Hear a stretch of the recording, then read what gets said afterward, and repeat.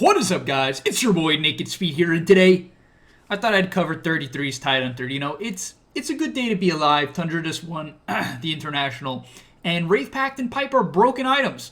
So let's talk about it because this seems to be the build. However, what I expected from him when they loaded in and they picked the Tidehunter, what I expected is I thought he would rush the Vlads. He went for phase boots, trying to put a little bit of early pressure. And you might look at this game and there's a bunch of people who said, I saw it in YouTube comments, Twitch chat, oh my gosh, you know, how did Secret forget about Tidehunter? They were completely countered by Tidehunter. Why are they picking Leshrac? Like, obviously this was game one, but they were complaining about them picking Leshrac. It's like, Leshrac's one of the best heroes in the game right now. They were winning like crazy with it. And this looks like a great game for their heroes. Like, in my head, this is a great Pudge game, a great Lesh game, or a solid Lesh game, solid Pudge game, and not that great of a Tidehunter game. Like, decent hero, but not completely broken. You might be like, why do you say that? Is this a good Kraken Shell game? No, it's not. They have Black Hole, so potentially you don't get to use Kraken Shell at all. They have Midnight Pulse to kill you. They have Chain Frost, which ignores Kraken Shell. Avalanche ignores Kraken Shell. Toss ignores Kraken Shell. Pudge ignores Kraken Shell. Not Dismember, but Hook ignores it. Rot ignores it. Everything about Lesh primarily ignores it. This isn't an on-paper good Tidehunter game, but it didn't matter. He completely pops off with this Wraith Pact Pipe build. So I thought, why don't we look at it, right? How does this game that theoretically, on paper, doesn't look like an insanely good Tidehunter game completely play out that way, right? Where it ends up just being a schnasty Tidehunter game. So we see here from Tundra that it was really weird.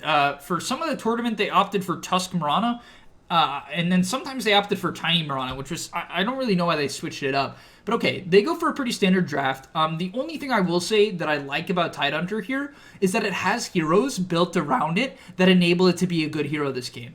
What I mean by that is Tidehunter's main lacking is he's very cooldown dependent and doesn't threaten people typically in the early game. Right? This is a hero that wants to take up space, farm items, and be unkillable in the lane. However, that means that Tidehunter isn't moving around the map. He's typically not threatening towers, threatening rotations, threatening heroes, and he doesn't really put out that much damage early on. And so what do you need to supplement that? Starstorm from Mirana, Arrow from Mirana, Tusk, just nukes in general, Hoodwink ulti. You have a bunch of heroes that enable Tidehunter to do what he wants to do and not feel bad about not being able to add to early game kills, because Tide doesn't do that. You can't do that. And maybe I'll be blown away with 33's gameplay. I haven't watched the game yet. We're doing a live analysis here. But they have the heroes to supplement it. And then Naga, I wouldn't say Naga's like particularly good with Tide. I actually don't think Naga's like really great with Tide by any means. I think she doesn't follow up Ravage particularly well because it's not like she has Blink or buys Blink or has range damage. So Naga with Tide doesn't seem good on paper, but you know, it's whatever. They go for the Pudge, and the only thing I will say about Tide is I think he lanes pretty well into Pudge. So one of the reasons Team Secret picks Pudge here is to counter Naga, and then another one of them is it counters a lot of 33's hero pool, at least in lane. It's pretty good against Visage in lane, it's good against Beast in lane, it's good against, what are the other heroes? It's pretty decent against Enigma in lane, that's already picked, but... And they might have banned the others, I wasn't paying attention, doesn't matter. But yeah, let's hop into the gameplay and talk about this Wraith Pact Pipe build that seemed to really dominate this tournament, but particularly go crazy on the Tidehunter here today. And yeah, so he starts off with a Magic Wand Rush build. Honestly, I'm a little bit... Who is he leaning against? Lich. Okay, so he opts for this build and goes for the Magic Wand, 3 branches. This is a Tundra classic. They clearly think that this item is the best sustain item in the game and just really helps you snowball your net worth as you don't have to invest into as much regen if you pick up an early stick /1 as they're going to go for a kill here. I don't think he wants to skill Gush. Yeah, he wants Anchor Smash. The reason why you want Anchor Smash is it's just one of the best laning stage abilities in the game. It helps you secure the range creep, shove out the wave a little bit, and also just prevent people from last hitting. If he hits the Pudge with it, which is not hard to do, the Pudge will have a pretty hard time last hitting, as it's 30% damage reduction at level 1 for 6 seconds, which is a long duration, and it's going to cause Pudge to lose about, what, 20 damage? Yeah, probably about 20 damage, which is crazy, right? So I really like that he doesn't skill Gush for First Blood. I think generally you don't want to skill Gush unless you're playing against something like Drow or Sniper, and the better way to pressure them is with Gush and not with Anchor Smash.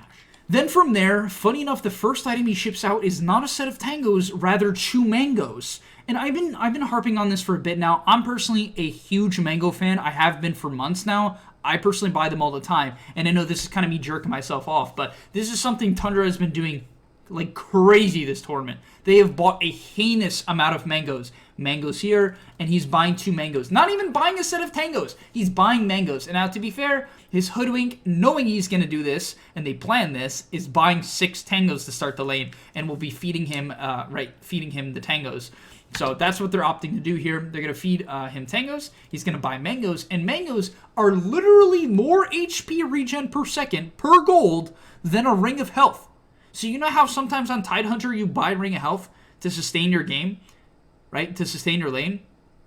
You can just buy mangoes. And to be fair, a ring of health could build into pipe, and that would be a reason why it's better than mangoes. But the mangoes also give you mana eventually, you know, if you need it.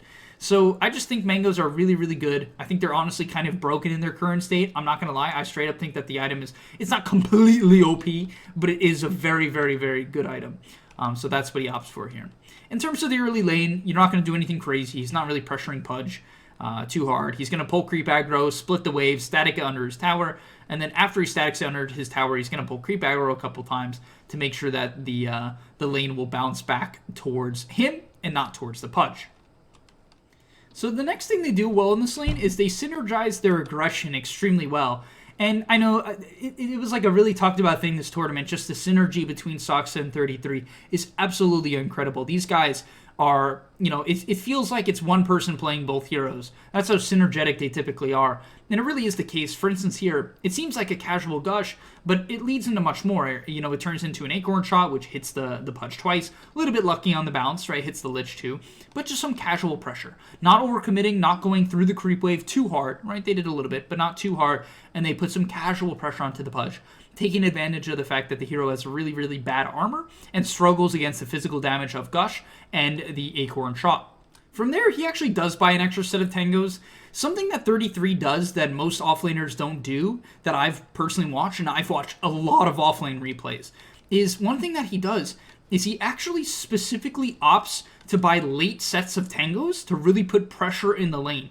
So while a lot of players would be opting to buy, you know, in earlier phase boots, he straight up is puts more emphasis on buying regen so he can trade more effectively, which is pretty crazy to me, right? That he does that, because it does hurt your net worth. And what I mean by that is you're buying an item that's effective and does something, but it doesn't add on to your total net worth. Of course, that net worth can come back to you. It's good to spend the gold on the regen because it can help you get a kill, get more CS, etc., etc. But when you watch replays, it can be hard to watch a replay and say, oh, my net worth is going down, I'm playing good. But you have to be able to do that. I know it's kind of a side tangent. It's something most of you guys don't give a shit about at all, which is net worth and replays. But they get a kill, right? And they get a kill early on, and he's very, very chilling. Even after he gets the kill, because he has these tangos, he can comfortably heal up. But in terms of this engagement, very straightforward. They force out the Frost Shield onto Lich, which is a great play, and then immediately that turns into a kill on the low armor Pudge. So Tidehunter, very, very good against Pudge in lane. Flesh Heap is completely ignored by Tidehunter, basically. You know, obviously not completely, but primarily ignored by the Tidehunter.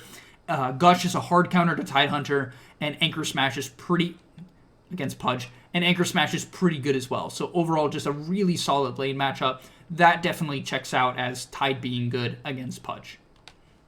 So oddly enough, the next item that he ships out is actually another Blades of Attack, and on top of that, he just puts an insane amount of aggression on the Chrysalis. Unfortunately, Puppy misclicks the Frost Shield here, so it doesn't actually hit the Pudge, which probably would have kept him alive there. But even if the Pudge lived, it just wouldn't have mattered. He would have been stuck on a 3rd HP, put in a very uncomfortable position, and the Tidehunter would have snowballed the lane. But yeah, this Tidehunter Hoodwink lane proving to be an absolute problem for Chrysalis on his Pudge, right? His low armor is just, it's just struggling, and yeah, I don't know.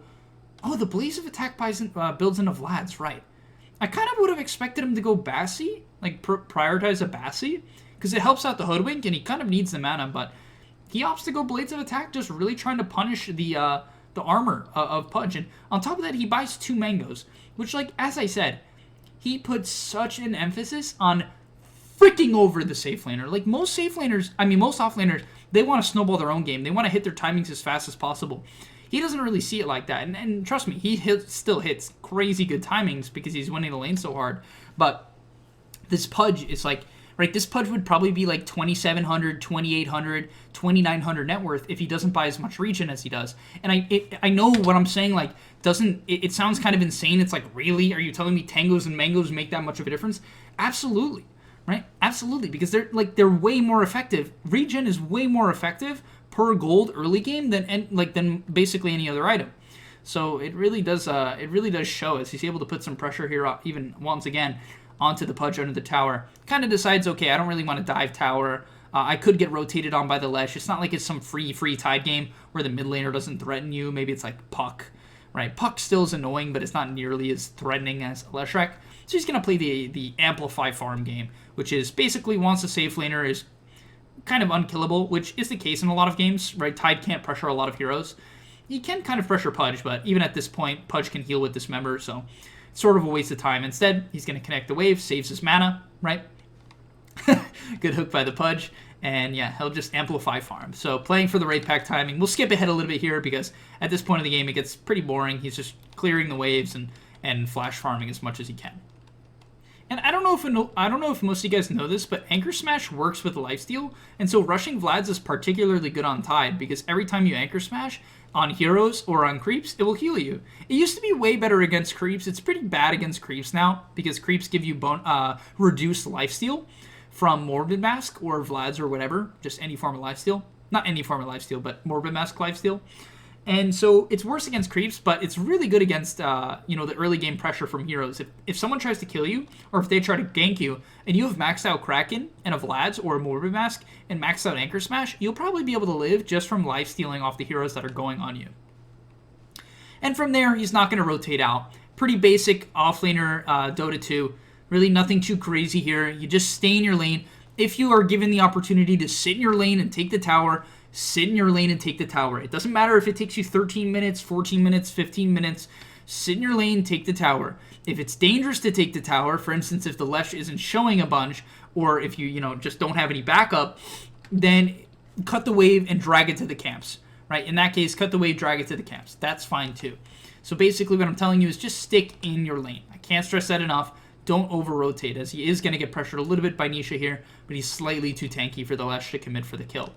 And because of this gameplay, this is why he's always able to get a consistent and very powerful timing on his Wraith Pact, right? If he was to constantly gank and rotate out of his lane, things probably wouldn't work out for him very well. He would get a very late Wraith Pact timing, and instead of hitting this broken timing and being able to show up when Tidehunter is a strong hero, which is typically level like 10, 12, 11, when he has maxed out Kraken, then he'd just be wasting his time. So he does show up mid slightly here. The reason why is he's starting to put some net worth into his Hoodwink. Right, his Hoodwink wants to get to the shard as fast as possible. That's a key timing for them.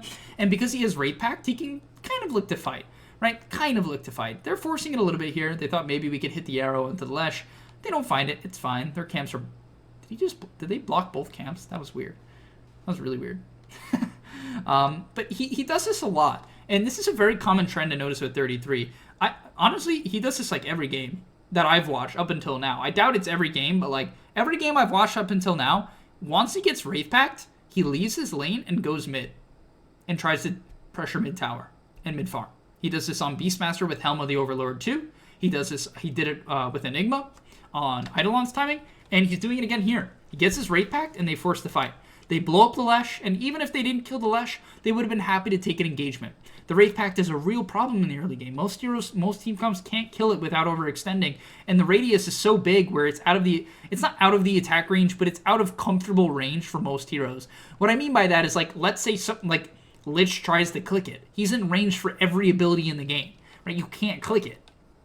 So it's just too devastating of an item. And they don't commit for the mid tower. I love that, right? Most players would be like, oh my god, it's low HP. I have my Wraith Pact, but he doesn't have the Wraith Pact up. He doesn't have Ravage.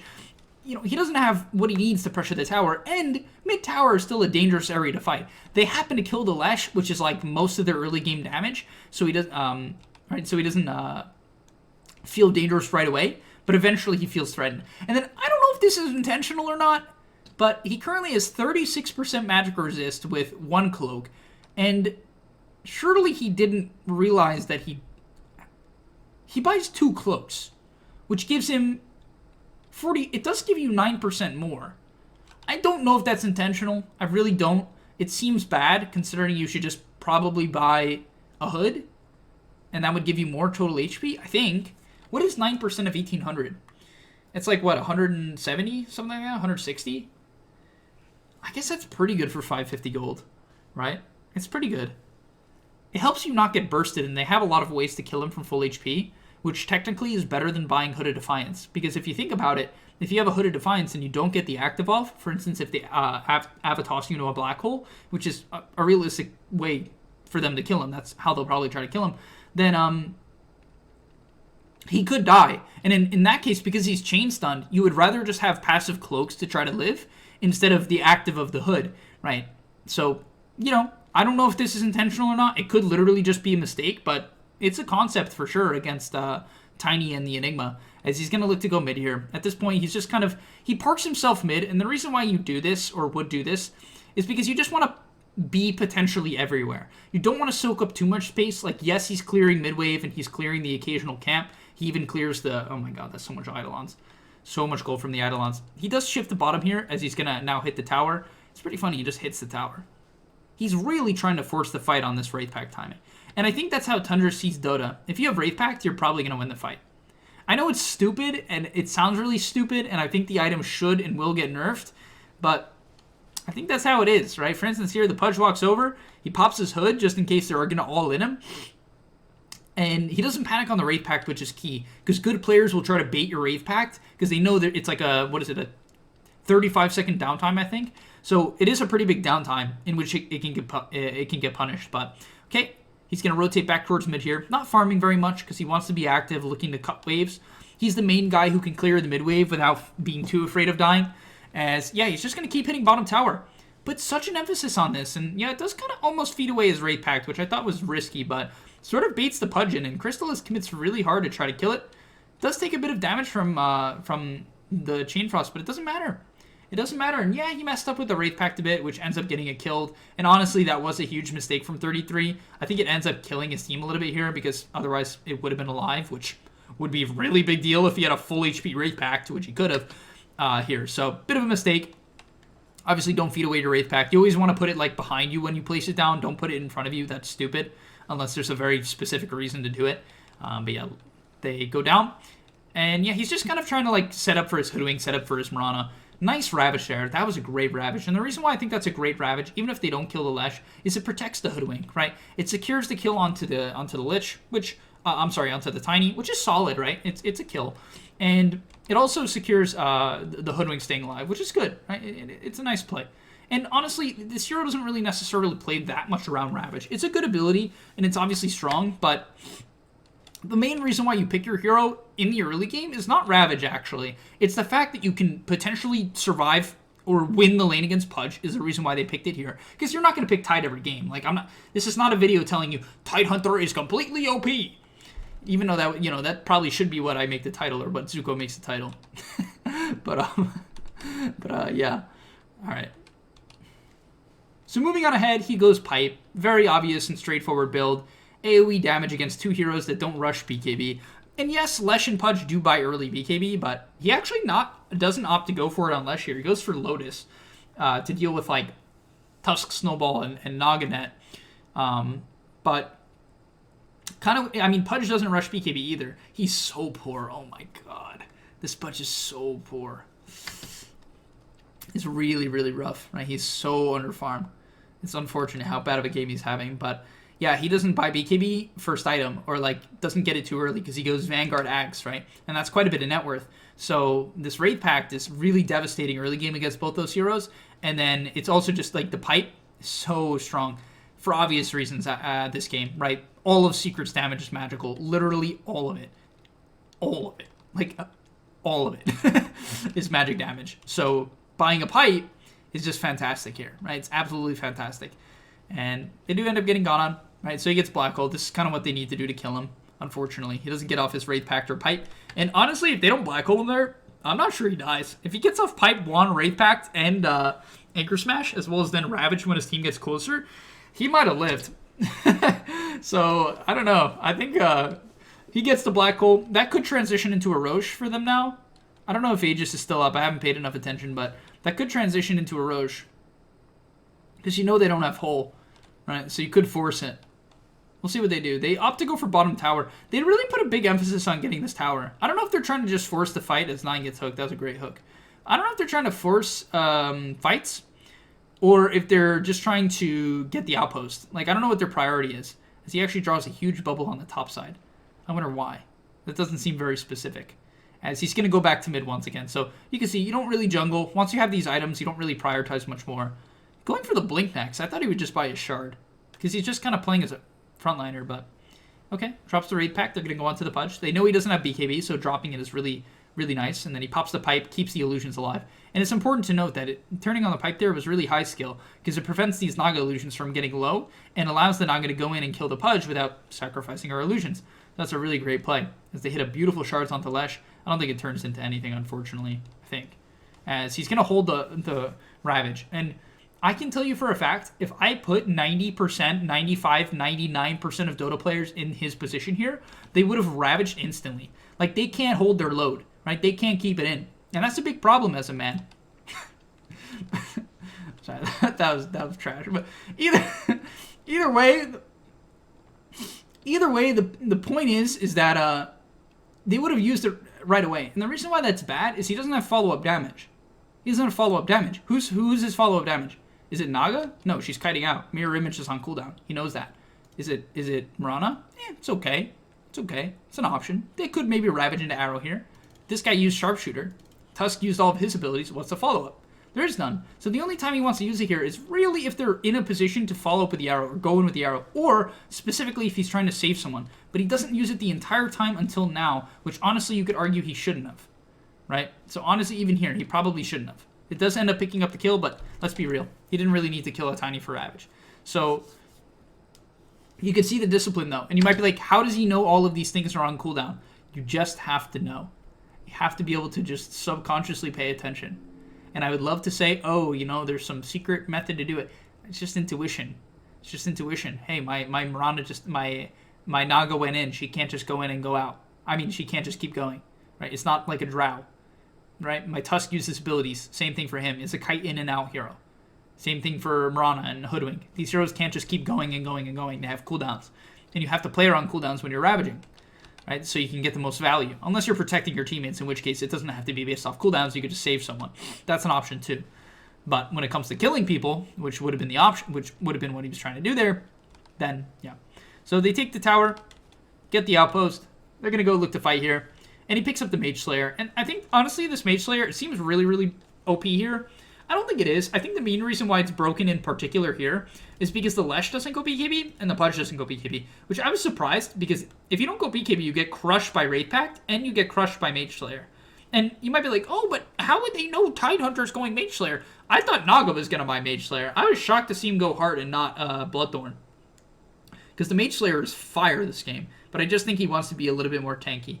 Heart is, you know, better for.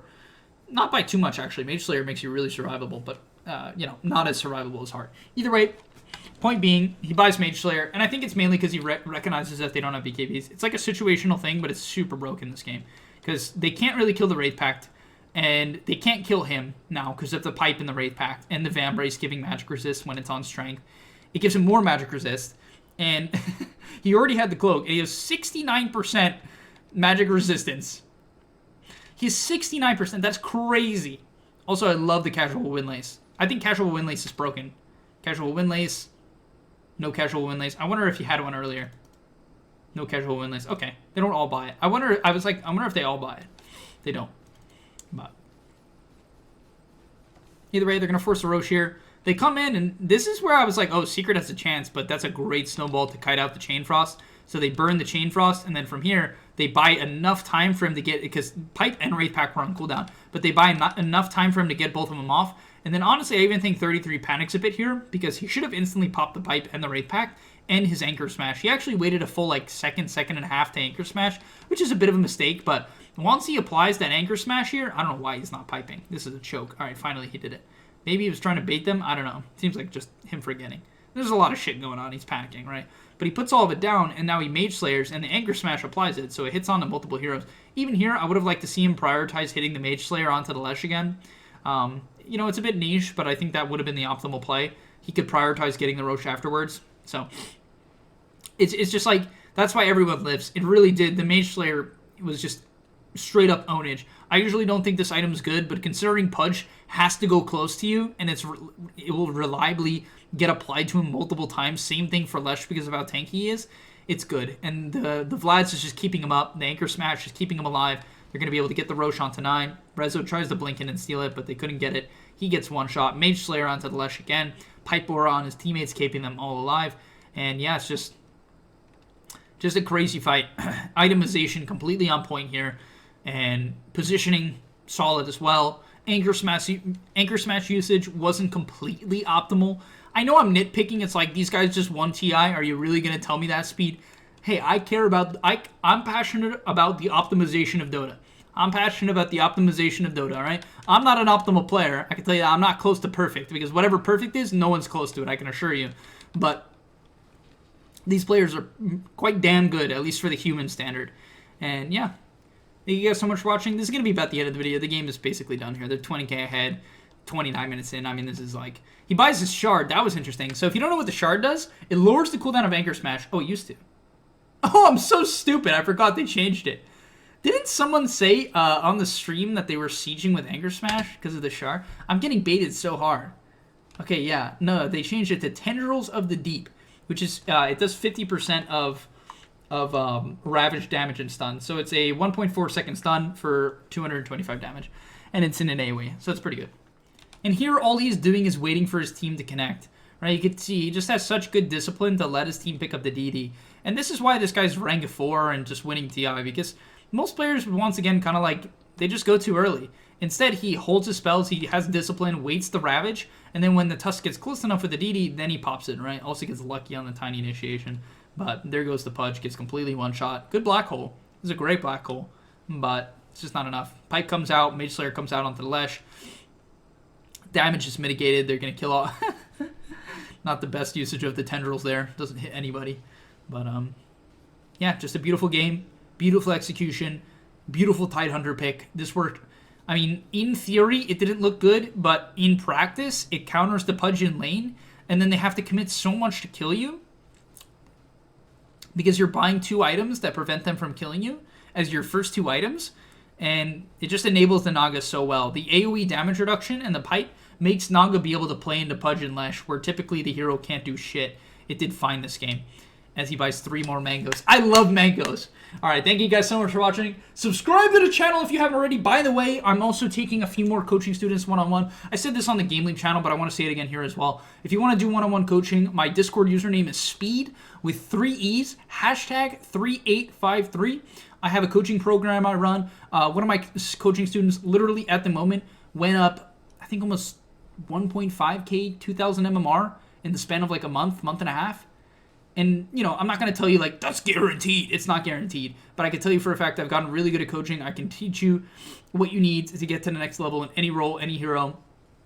And, yeah, so if you're interested, hit me up on Discord, and I'll talk to you guys soon. See you.